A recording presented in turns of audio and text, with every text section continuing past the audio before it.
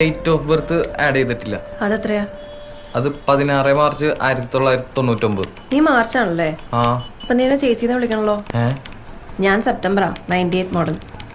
അയ്യോ, അതൊരു പ്രശ്നമാണോ? എന്ത് പ്രശ്നം? നിന്റെ മാരിറ്റൽ സ്റ്റാറ്റസ് എന്ന് പറഞ്ഞേ. എന്താ നോക്കണത്? അൺമാരീഡ്.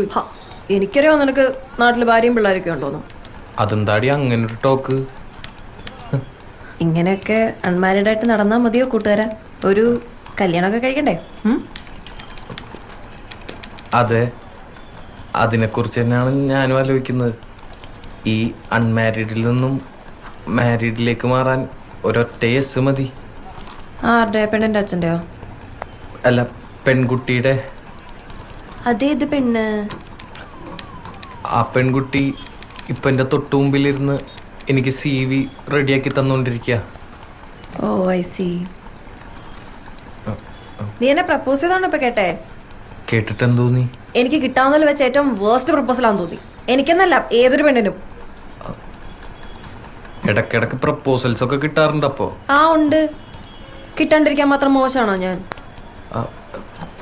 എനിക്കും കിട്ടാറുണ്ട് പ്രപ്പോസൽസ്. ഓക്കെ, കൊറേ. ആയിക്കോട്ടെ.